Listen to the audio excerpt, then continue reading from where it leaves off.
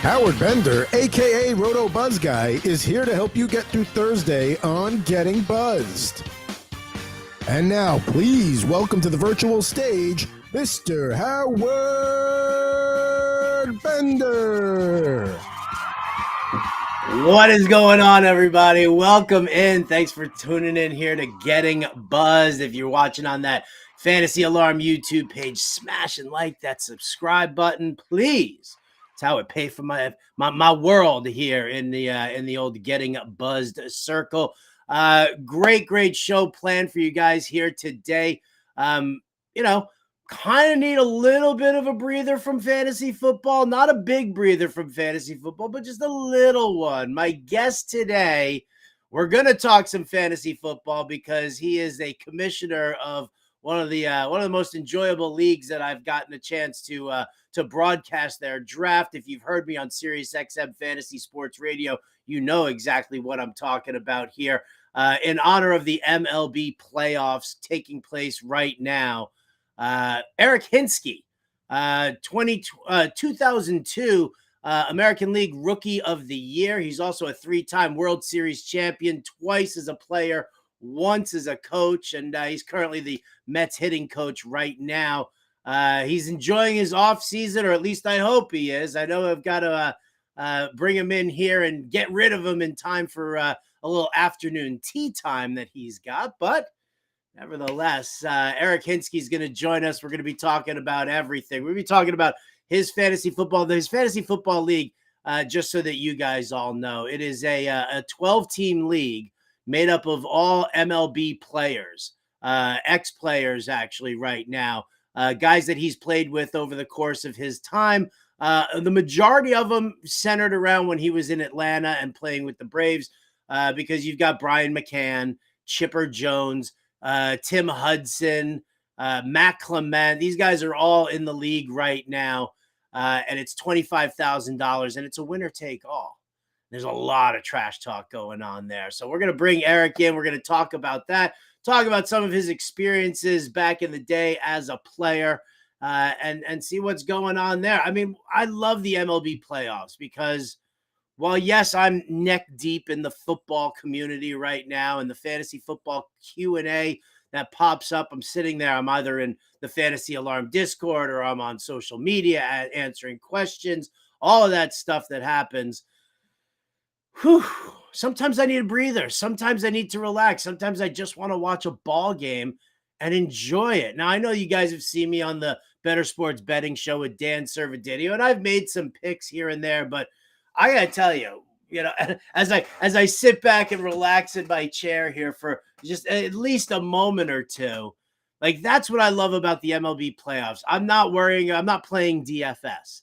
I might be throwing a couple of bets here and there, especially if I'm going to be on the betting show. I always play what I pick.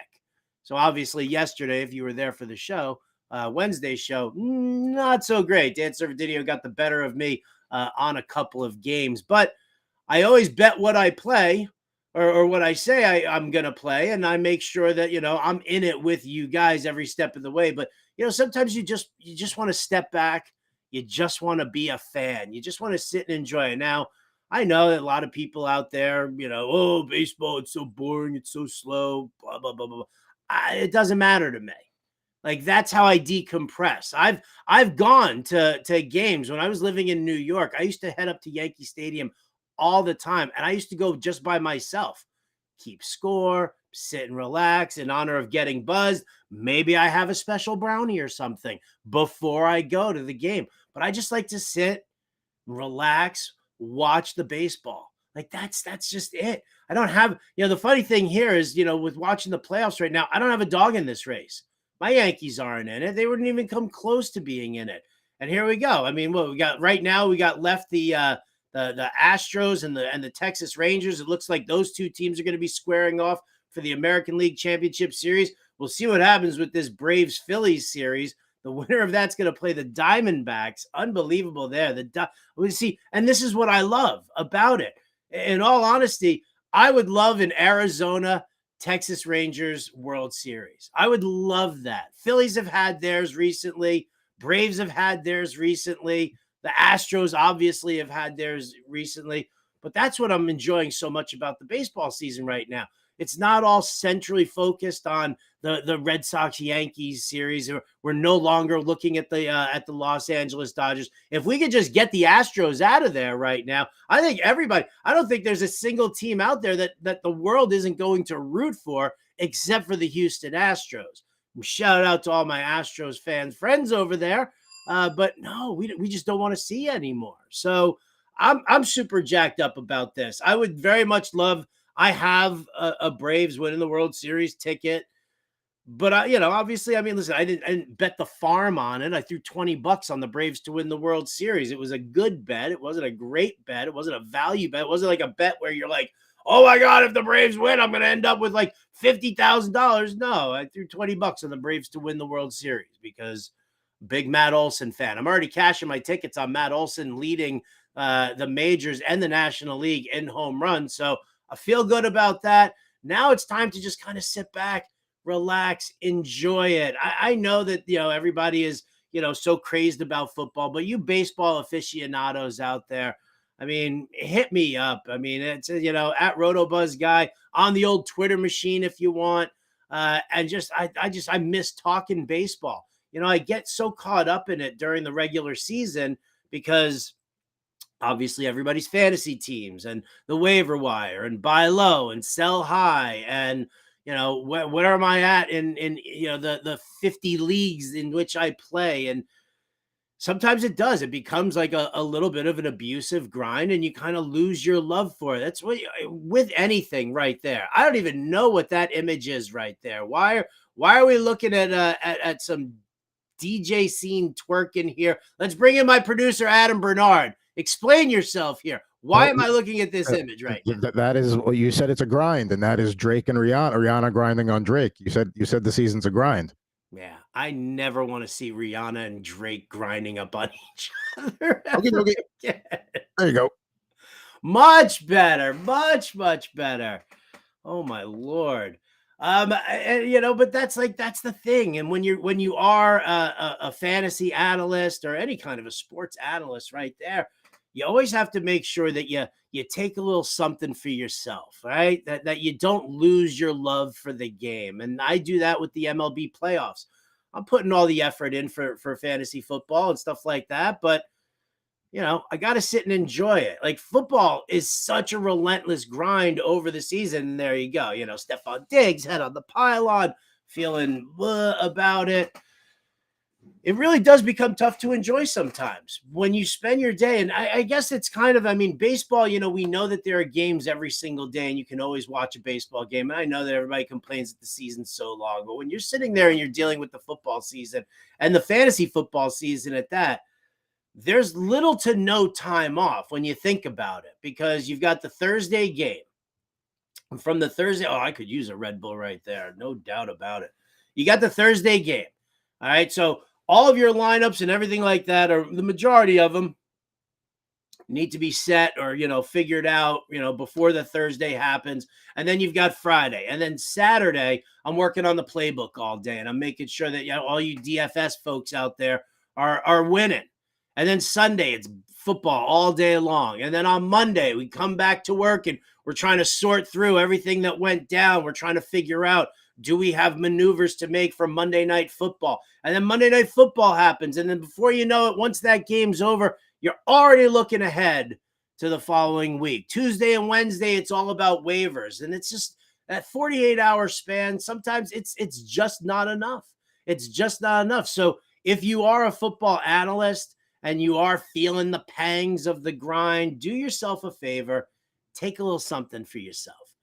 Back off. It's okay. The world is out there. I know that, here's the thing, and I'll go with this because this is something that I've talked about before in the past, and I'm hoping that those of you out there, maybe it's the younger generation. Shout out to my boy Hutch Brown, who, the best fantasy analyst under 18 right now. This kid is unbelievable. So maybe it's the college kids who are looking to get into it, the high school kids who are looking to get into it, or maybe you're just trying to plod away.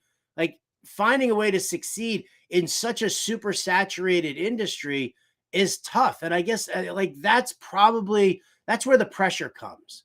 That's where the pressure comes to constantly produce content, to constantly answer all the questions that come your way, to be out front and center all over the place so that people don't forget you, because this is a tough industry to crack. It really is, because everybody's got a podcast and everybody's got a YouTube channel and everybody's got a TikTok account. All right. And everybody's trying to produce content and everybody's trying to find different ways to separate themselves. So listen, I'll tell you guys, like, I'm not going to say these are like the secrets to it, but this is the industry in which you've chosen. And I'll say it flat out. If you got into this industry in order to be a millionaire, to make a ton of money, it's not happening. It's just, there's not enough money in content. All right. And if you've worked for a major company, whether it's Fantasy Alarm, Roto World, Roto Wire, Fan Tracks, Fantasy Pros, they'll show you where the money is at. And it's not in content production. You can work at it and you can try, but one of the things, all right, I'll get to the money aspect in a sec. I'm just going to break it down for you nice and quick here, and we're just going to call it a day, right? Work ethic, the most important thing. Don't say no. Don't sit there and whine and cry. Make sure you have a second sport at least, because everybody and their grandma wants to write about football. Everybody does. I know football claims to be a 365-day-a-year thing. You talk to the fantasy football analysts that are sitting there in, I don't know, April after the draft, and then May, June, July, when there's nothing going on, then all of a sudden, and then they're trying to like create content out of thin air. That's where you get like all the engagement farming and stuff like that. Do yourself a favor, build that work ethic. Know that it is going to be a daily grind. You have to be dedicated. Dedication is one of the most important things. And when you are dedicated to something, your passion for it will show up.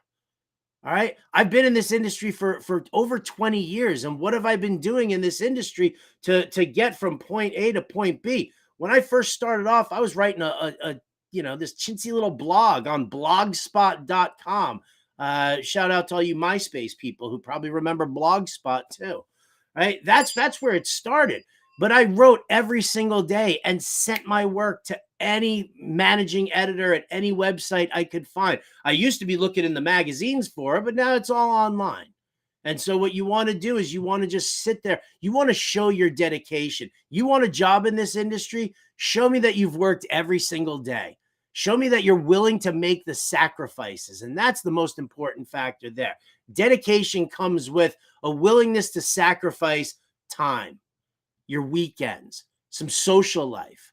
Like, I'm sorry, but if you think that you're going to be able to just take weekends off and be a fantasy football analyst or something like that, that's not going to happen, people. That's not even remotely going to happen. You're going to have to make sure that you go out there, on the regular. There are no holidays. You're not taking off time for Thanksgiving. You know what I'm doing on Thanksgiving? I'm watching 3 football games and I'm creating content around it. You're going to have a DFS playbook, things like that.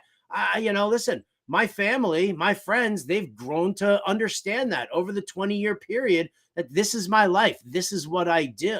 If you're not willing to make those sacrifices, and what I'm talking about is, you don't go out to the bar on Saturday night to sit there and get hammered and watch college football all night and then expect to wake up on Sunday morning and create content for people, be there for people to answer questions and help them with their lineups on Sunday. No, you sacrifice that Saturday night fun. You'll find time throughout the days and the weeks and the months and the years. You'll find your different moments. Everybody knows when Howard takes off. There's a fish show in Colorado over Labor Day weekend. That's when I'm taking off. Madison Square Garden over the holidays. That's where I'm going to be at. All right. But I'm never leaving everybody out in the lurch. And I'm always making sure that I'm there for you as often as you need it. So that sacrifice is what you want. You also, as I just said, you need an acceptance. that you're never going to be paid what you're worth. You're going to work long hours. You're going to do a whole mess of shit, and you're not going to be paid for as much work as you're doing. And listen, again, if that's your goal, if your goal is to be that millionaire from creating content, get out.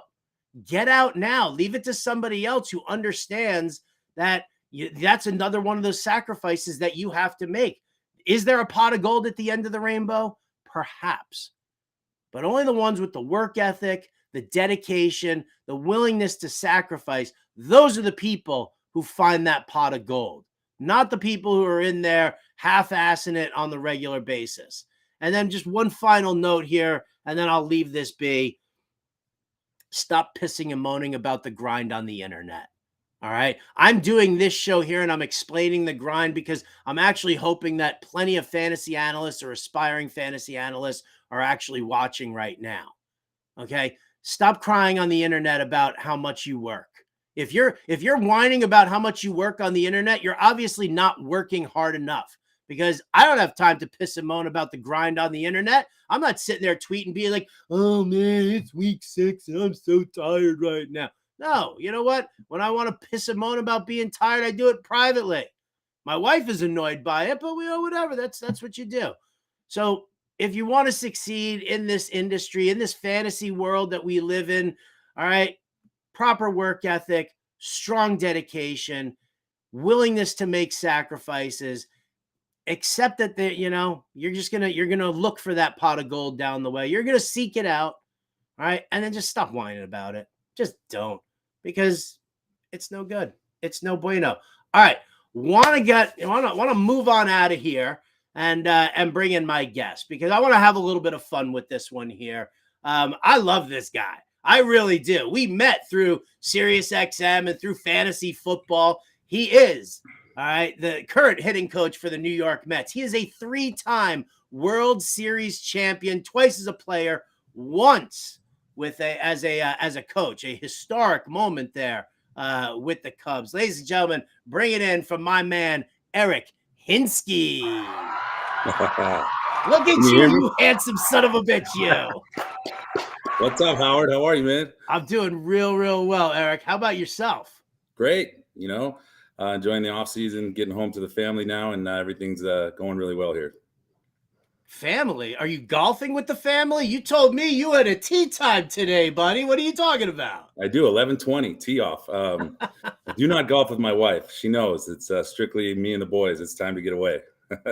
I love it. All right. Well, let's kind of share with everybody here how you and I actually met. This is actually the first time you and I are talking face to face here. We always do these segments over the radio. You're a handsome son of a bitch. I almost wore that same shirt too. I'm so glad golf I did. Shirt, man. I'm going golfing after this. So this is the first time we've ever talked in person. I have seen you on the internet as well, but maybe you've seen me in the dugout somewhere. But this is great, man. Thanks for having me on. I'm enjoying already.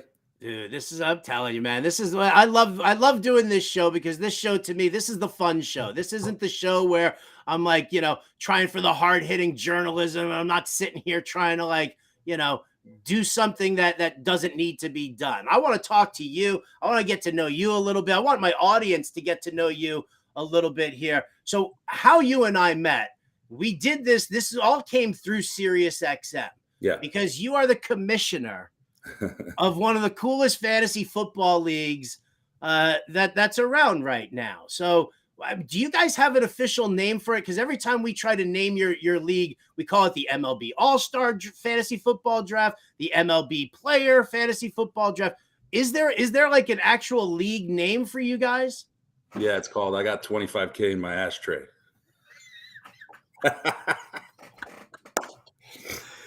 Well, that answers why I didn't ever got invited, because I don't got shit in my ashtray like that. All right, so 25K, it's a 12-team league, and I was kind of filling in everybody. I mean, Chipper Jones, Tim Hudson, Matt Clement, Dan Ugla. God, rattle them off. Who am I? I don't want to miss anybody here. Okay, let's go. Got to get there, man. You put me on the spot here.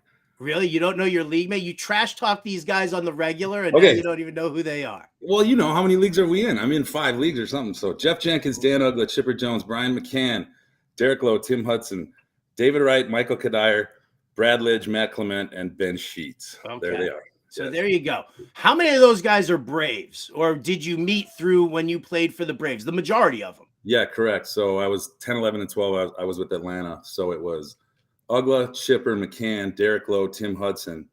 Then Ben Sheets was there as well. And then, we were in the AL East. So Kadire was with the Mets at the time, I believe. And we got David Wright in because we were playing him a lot. Clement, I knew from playing with him in Boston in 06 and 07.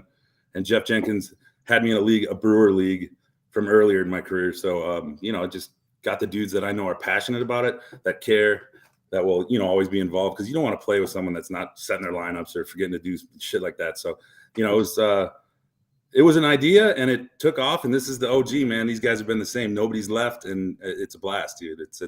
We have a great time with it. How many years have you guys been together doing this now? So what is that? 13. I think it started in 2010 and now it's 23. So this 14th year, I guess. Yeah. Yeah. So There's nothing better than having a league with that kind of longevity. Like, there's nothing better than that. That's like the classic home league. Mm-hmm.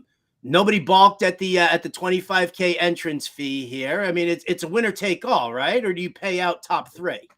I pay out top three. Yeah, and then I'll pay high points per week, and I also pay a high point total for the season. So at least, if you have a bad team, you still have a shot to get paid a little bit. Like Chipper, he started the year 0-8.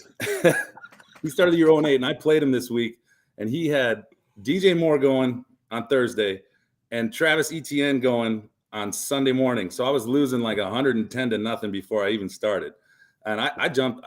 I scored about 180 points, but he scored 256 or something. So it was like, good for him. He sent me and Brian McCann text saying, "You don't want this smoke. I'm 0-8, but I shoved it up your ass." That's the funny thing. So I played Jim Bowden in the SiriusXM host league. I think it was like week 2 or week 3. And I beat him by like 150 points. I mean, his team put up like nothing. I was in the 200s. He didn't even crack 100 points. I played him this past week, DJ Moore. Yeah. And then he had Josh Allen, Travis Etienne. And then, he had Dalton Kincaid, who, sucked and didn't produce anything. But he sent me a text like that morning, like right after the London game. I was down 104-0. I know. And I'm sure he was talking smack. He was coming at you, right? Jim. Come on. Yeah. How much you've known Jim now for a while. You knew him before, we were covering the league, right? I did, yeah. Not very well, just in passing, but being in baseball, obviously he was the GM for how many decades, right? Like he's been famous for a long time. But I was thinking maybe he would screw up because the Cowboys got their asses kicked so bad this last weekend. Dude, have you ever heard Jim come back to a show after the Cowboys lose? It is so somber, so so whiny, so crying. It was unbelievable. This past Monday was unbelievable. How about this? Wait, I got a great fact I want to share with you, because I'm sure you deal with Cowboys fans all the time too, don't you? Oh yeah, sure. Okay. And they're garbage, aren't they? They're hot trash. They are. They're hot I trash. get in trouble on the internet, man. Well, I'll say every Cowboys fan out there, you all know who you are. You're all hot trash. I'm not like Stephen A. Smith just shooting videos of laughing at you guys, but how about this one here? Since the start of last year, Eric, teams are 2-18 straight up the week after facing the 49ers. Oh my gosh. They're a well-oiled machine. Offense, defense, special team. I don't know who's going to beat them. It seems like they're. You tell me who's going to beat them. I have no idea. I don't care who beats them. I just want to put all my money in on the Chargers this week against the Cowboys on Monday night. Heck yeah! All right, I'm with you. Let's go. All right, so one of the things that you and I have talked about with regard to fantasy football, and you've heard me preach this on the Fantasy Alarm show, and that's not to be a homer. Now, Eric, can we talk about the number of Packers who are on your current roster right now? So before we get to that, I got to ask you this. So you grow up in Wisconsin, right? And you're a professional athlete now. So obviously when you were growing up, athletics were like huge for you. I'm sure you played like some high school football there also. Or did you just stick to baseball? No, all three, man. Football, basketball, baseball. I tried to do every one that I could. I feel like it made you a better athlete. I always preach that to my kids and kids that are playing with them. Do it all, man. Become a better athlete. You don't have to specialize in one. Although now, like, I have daughters that are in club soccer, and once you get in club sports, you don't have time for anything else. Like it really dominates. I mean, they're playing league games I'm in Phoenix, and they're playing league games in San Diego, LA. They'll go to Dallas. They'll go to Utah. It's crazy. You got to have money to do it, and it's a full-time job. So I know baseball's the same way. I'm sure football's getting that way, but I think when you're growing up, you start in flag football. You play Cal Ripken baseball, and then you play fast break basketball. Do it all so you can just make yourself a better athlete. You balance all the skills, everything you got. So I'm a big proponent of that. Just don't specialize in one when you're young, and just keep going. So that's what I did, and I loved it. I love playing football. I was a 225-pound tailback, standing in the I formation, jab stepping and going in the hole. You know what I'm saying? So it was great.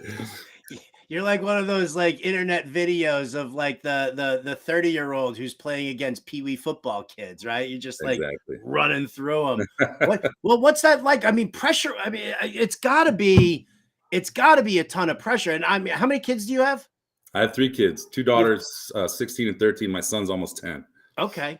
So yeah. you understand the pressures and the grind of, growing up and dealing with that. What is that like growing up a burgeoning professional athlete? You're loving playing football, you're playing tailback, and you're like in the shadow of Green Bay. That's a big deal. I mean, when we were growing up, I guess what the Favre was the big guy over there. I don't even remember who the quarterback was before Brett Favre in Green Bay, but I can't imagine just being like so near and wrapped up in such a historic franchise that the pressure for a kid growing up as an athlete there has got to be huge.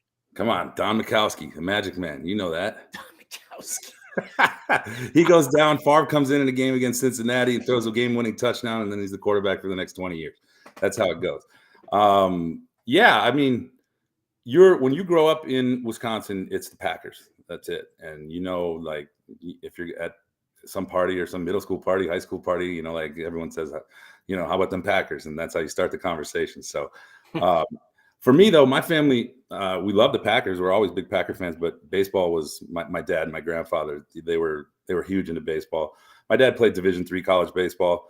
And then I grew up going to beer league baseball games my whole life. So it was always baseball for me. I was trying to get a scholarship and then get drafted and go play in the big leagues. So I ended up going to the University of Arkansas late, got a ride to go there. And it really was a stepping stone for me to, start my career. So I loved it. It was great.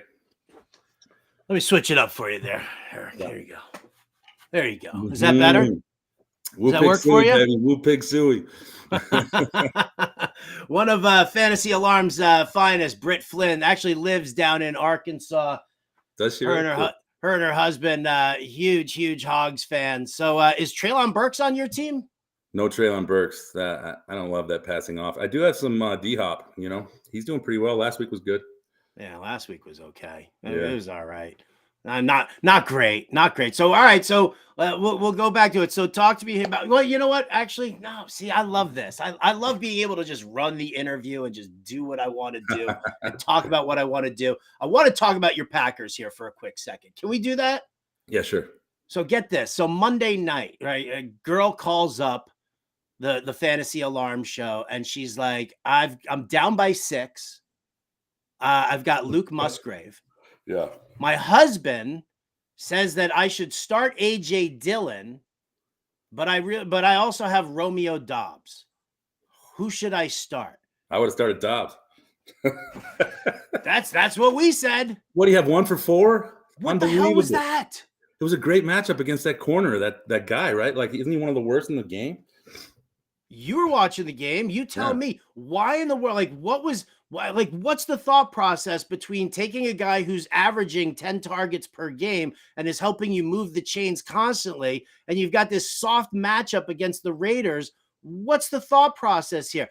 Speaking as a former professional, athlete and football player and everything like that, Eric, you need to sort this out for me because my mind is like, Well, for me, it looked like they were just trying to establish the run from Jump Street. Like, I mean, they started with what 6 consecutive runs at AJ Dillon, and they weren't really trying to stretch the field at all. I think they were trying to control the clock and think they could beat them. But for me, they have so many offensive line problems.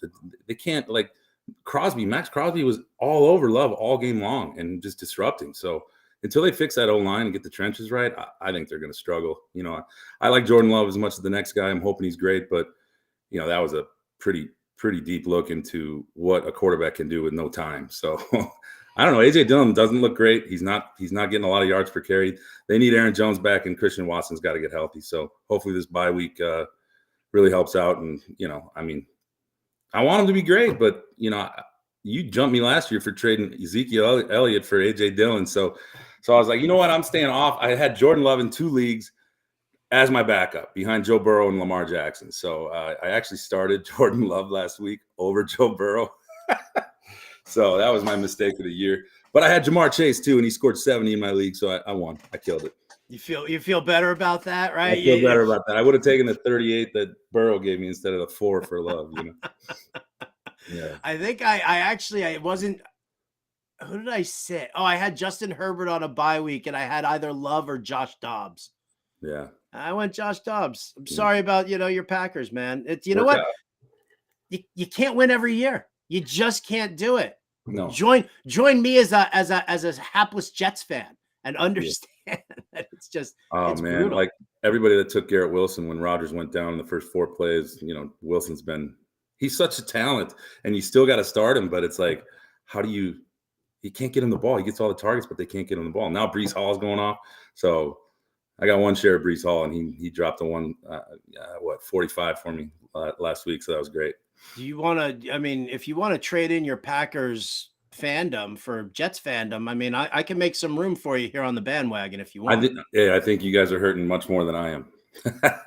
Yeah.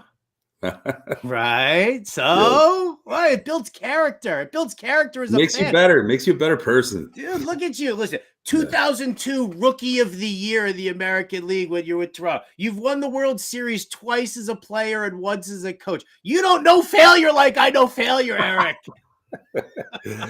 Yeah. When you play a baseball career for 12 years, there's some ups and downs, and you get humbled, and it makes you a better person. So, you can't get high and low. You got to try to stay somewhere in the middle and be the same dude. That's for sure. Well, I gotta ask you about that for a sec, because you won the World Series with the Yankees, my Yankees. Thank you very much. Thank you, Eric Hinske. I appreciate you. But then you won it with the Red Sox as a player. Right. So, yes. So what's that like from a player standpoint? Like, I remember my resentment of watching Wade Boggs riding that horse in in Yankee Stadium in the outfield. The stink of Johnny Damon helping us as a Yankees fan it always grinds my gears. What's that like as a player? Being among that rivalry, that New York-Boston rivalry, I know it's softened when the Red Sox first won their first World Series, but it's still pretty tremendous moment there. Yeah, the Yankee-Red Sox rivalry is huge. As players, it's going to be crazy. The fans are going to be nuts. There's going to be fights in the stands, especially when I was there. 06 and 07 in Boston, and then I was 09 in New York. It was kind of, the late 90s was the heyday, I think, with, Jeter, Posada, the young days of those guys. But, I was traded over to the Yankees in 09. Jeter, Posada still there. Mariano, Pettit, all those guys still there, the big boys. So I think, the grand scape of it. It's interesting to be a part of when you're there. And I think in the regular season, when you are playing the Red Sox and you're a Yankee, you're ready for the series to be over as quick as possible because it is so intense. But then when it's over, you're like, man, I can't wait to play those guys again. It's what you live for, man. You need that fire. You want to be there when the lights are on, the big city, the bright lights. And I loved it. I thought it was great. When there's no expectations, why do you want to play? You know what I'm saying? Expectations are great, and let's go. That's what I think. What was the worst thing anybody ever called you in that rivalry? Come on. Gosh. I don't think I can say all that on air. They just hate you. Honestly, they hate each other so much. They say whatever. Your mom, your wife, your kids, they're going after everybody. So, you just, put your blinders on and go up there, take a breath, have your at bat, go play defense and win every inning. That's what we try to do. Now, fast forward from World Series champions in that rivalry on both sides to probably one of the most historic wins to end any kind of a curse or anything like that. The Cubs, dude. I mean, that must have been ridiculous. Like, give me the overview of just how amazing that was. Just knowing that you were part of bringing a championship to the North Side again. Yeah, and I kind of grew up a Cubs fan too. My grandpa and my dad. We used to, 3 hours north. We grew up in Chicago. We'd drive down and see the Torco sign, and Waveland. It was a big part of my life, and I was a big Ryan Sandberg fan and Rick Sutcliffe, and then when you get with that organization, you meet the dudes, and they're in there, and it's pretty surreal. But as a coach there, I was there for 4 years, and 15, 16, 17, we went championship series, World Series, championship series, and it was a ride, man, and we got down 3-1 to Cleveland in the World Series. And I remember Anthony Rizzo, like, having Rocky movies playing in the clubhouse saying, "We ain't going down.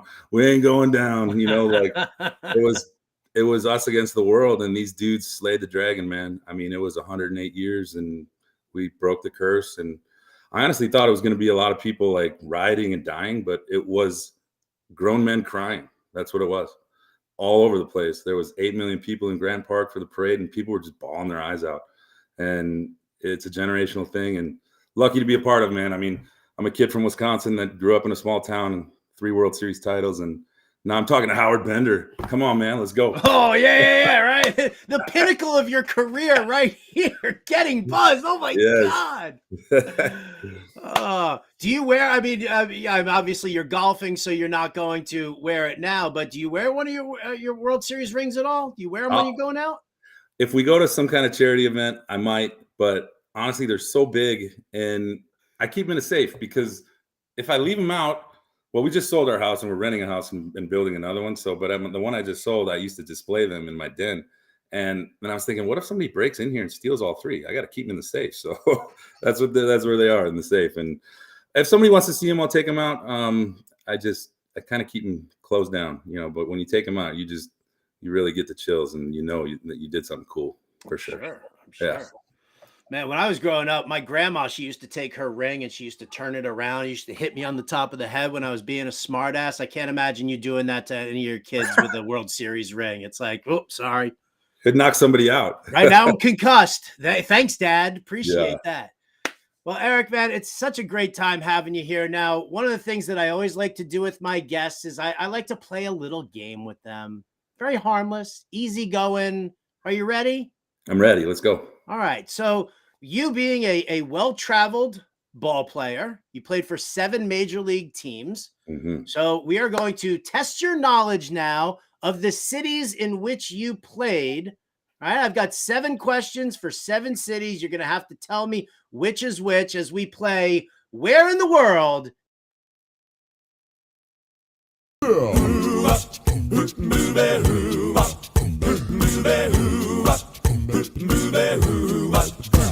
me, where in the world is Eric Hinske? See, we're all about the production value here, man. I like it. Very nice. Yes. All about the production value. All right. You score points for correct answers, and you win a mythical prize at the very end of it. So here you go, Eric. Question number 1. This place is nicknamed the City of Bridges. Pittsburgh. Correct. Yes. Good job. All right. Good job. We don't have like a bell or anything like that now. I'll just go ding, ding, ding, ding. All right. Eric, question number 2. The Cuban sandwich was invented here. The Cuban sandwich was invented in Miami, wasn't it? Where? Did you play for the Marlins? No, I know. Oh, these are cities that I all played in. Okay, let me see. Oh, come on. Tampa Bay. There it is. All right, there you go. Yeah. Hey, it was the right state. Come on. See, it's a game, Eric. It's not supposed to be hard. This is like, it's like playing Chutes and Ladders with your kids. Maybe the Family Feud. I don't know. It's easy. This city is the largest state capital by population. Let's go with Atlanta. I have no idea. Sorry, Eric. Where are you located right now? Phoenix. There you go, buddy. Oh yeah, I played for the Diamondbacks. That's right. Who just beat the snot out of the Dodgers. And I got to tell you, man, Yes. I kind of like that. I really do. Happy for those guys for sure. I'm all about you got to put them on hold. Here we go. Fastest baseball game was played here, and it only took 32 minutes to play it. Fastest baseball game was played here. 32 minutes. Where did I play? Toronto, Boston, Tampa, Pittsburgh, New York, Atlanta, Arizona. Let's go with Boston. I have no idea. These are supposed to be easy, man. That is easy, right? The fastest game was played in Atlanta, buddy. Come on. It was? When? I don't know, 1908. I don't know. Right after they moved from Milwaukee to Atlanta. How about that? There you go. All right. You don't remember that? Come on. You should have been a Braves fan from growing up back in the days. Didn't you watch Happy Days? Those guys were all Milwaukee Brewers fans. They were. That's true. Yes. This city covers 391 square miles. Oh my gosh. Why are you asking me these questions, man? I thought we were talking about football. I'm trying to have a little fun here, my man. 391 just square testing your miles. city knowledge here, you know? Well, New York. Is it New York? No, it's tiny. New York, small. Come on. Awesome. Toronto. Toronto's huge, isn't it? It is. 391 square miles. That's big. That is big. You're right. I love Toronto. It's a great city. All right, I'm going to fake you out with this one here. Really? Wait. Tell me about Toronto here, because I have a good friend of mine who actually said that growing up in Toronto was like having a huge house party and being locked in your basement. No. I mean, when I lived there, I loved it. I mean, you got Bay and Bloor, everything's there, man. The best restaurants in the world. Everything's fun up there. Toronto, Canadians do it right, for sure. Canadians do it right. Yes. I'll see. All my fantasy alarm hockey guys are going to be super excited that you just said that. They're going to be like, pull that audio, Bender. Pull it. Yes. All right, fake out here. Here we go. The first subway system was built in this city. So it's not New York. See, that's why it's a fake out. So then it's what, Boston? There it is. Yes. Look at you. All right, man. Look at you. And then, of course, the final question here, Eric, I think you already know the answer based off of the answers you've given already. But the ice cream cone and Eggs Benedict, both invented in this city. Well, who didn't I go with yet? New York. Thank you. Yeah. All right. I didn't even keep track of the score there. I know that you got more wrong than you did right, though. So Yeah, I was terrible. I can't give you a prize. The only thing I can give you is my love, my gratitude, and my respect for being here on the greatest show on the internet, of course. Yeah, it is. Thanks for having me. This was great.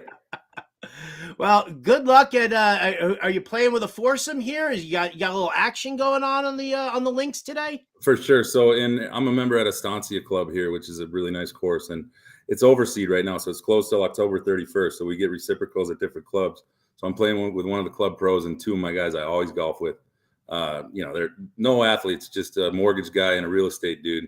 I'm gonna get in the wallet. I'm gonna get in the pockets right now. Yeah, it'll be fun. What's your handicap? I'm a 6.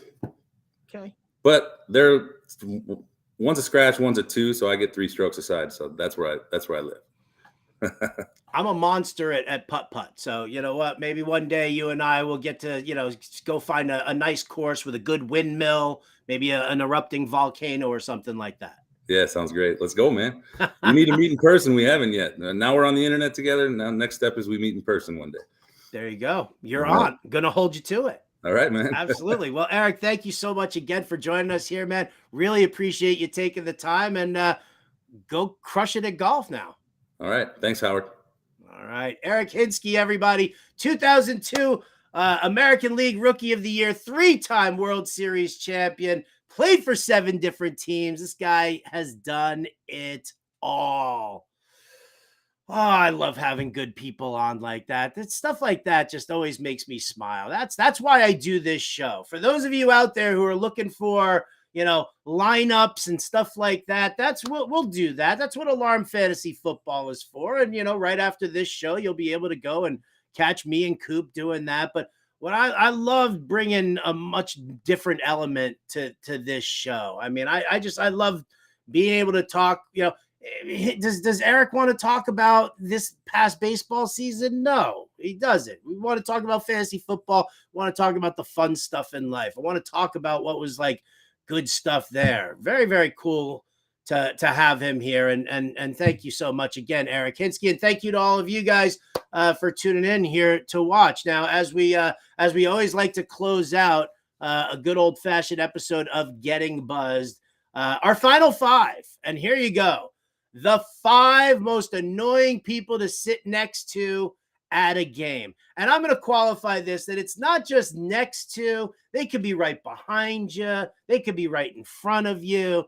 Either way, this person is the most annoying person. We'll start off at number 5. People who start the wave. Come on, man. Like, it's done. It's over. It's a passing fade. Sitting there trying to get your section all riled up so that everybody can go, whoa, whoa, whoa. Like, is that fun? No. Do I want to do that at a ball game? No, I don't. Do I want to do it at a hockey game? No, I don't. So stop it already. The wave, it's old. It's done. We don't need it anymore. Number 4. The heckler. Oh my God. The heckler. Listen, maybe he's funny the first few times he does it, right? Gets a couple of laughs. Then all of a sudden, the dude won't shut up, right? Like, obviously, he's like screaming at this guy's, like Eric said, at his mom, at his kids, at his wife, everything about it, right? Just over and over and over again. First couple of times, okay, fine. Yeah, yell at the guy. Oh, he's a bum. He's a bum. That was like my grandpa sitting on the couch, or in his lazy boy watching TV. Everybody was a bum, right? But when the heckler just sits there at the ball game and is just so relentless and then thinks he's still being funny by doing it later on in the game, it's garbage. I don't know how many times I've had to I'll buy you a beer if you just shut the hell up right now. Like, I've done that. So that's number 4. Number 3, it's the know-it-all. Like, whether he's mansplaining everything to his friend or his significant other throughout the game, or he's just telling the whole section everything that he knows about the team and the players. This dude is so freaking annoying. Dude, let me just watch the game here. I don't need you to start quoting stats for me. And I don't need you to hear, sit here and listen to you like mansplaining how to play the game. Like, it's one thing if you're like, hey, you've never been to a hockey game and let me show you, like, that's the blue line and that's offsides and whatever. But dude, the entire time like that, and then just being like, I know everything about this franchise. So gross. So disgusting. It just drives me insane right now. What am I on? I'm on number 2 already. Number 2. It's the drunk idiot. The drunk idiot who also sometimes starts fights. Nobody wants to be that guy. Right? And you're doing it in a building with 17,000 people. Have a good time, but be able to walk, form sentences. Don't be a knucklehead. Don't throw up on yourself. Oh my God. Anybody ever see that video that circulated on Twitter of just the big dude who just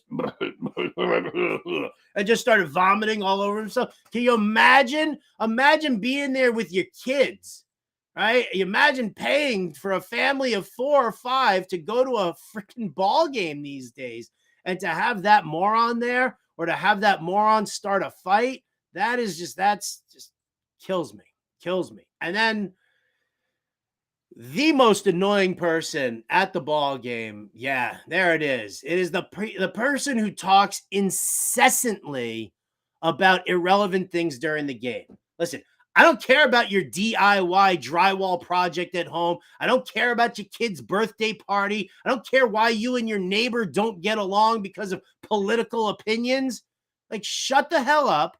Take the conversation up to the bar somewhere and let me actually watch the game. It drives me nuts. This is one of my pet peeves about concerts as well. And we've gone through that before, as the whole thing. Sitting there at a show and somebody's just chomping away, chomp. They can't shut up. I'm always like, I turn around and I'm like, hey, why don't you save it for after the show when you've got something to talk about at the bar? You don't need to be talking incessantly about anything, right? If you're with a friend that you haven't seen, right, in a while, and you guys are taking in a ball game or whatever, if you want to catch up with him, go to the concourse, go buy him a beer, right? Or go stand in the back somewhere where nobody gives a crap. But to sit there in your seats and just be incessantly talking. I didn't buy a ticket to listen to your idiotic stories. I paid a ticket to go watch the game. So there you go. The final five, the five most annoying people: the wave starters, the heckler, the know-it-all, the drunk idiot, and then just the chatterboxes, the chompers. Absolutely driving me insane. That's going to do it for us here on Getting Buzzed. Big thank you to everybody again for hitting that like and subscribe button on the Fantasy Alarm YouTube page. I really appreciate everything that you guys do as far as supporting me in this venture. I'm sorry if I'm not like talking sports or giving you lineup advice right now. There's plenty of time for that. Like I said, when it comes to the daily grind as a fantasy analyst, sometimes you just got to take a little something for yourself. And that's what this show is for me. Thank you so much to all of you. Thank you so much to my producer, Adam Bernard. Huge, huge, huge thank you to Eric Hinske for joining me here on Getting Buzzed. I'm Howard Bender, Fantasy Alarm. Catch you next time.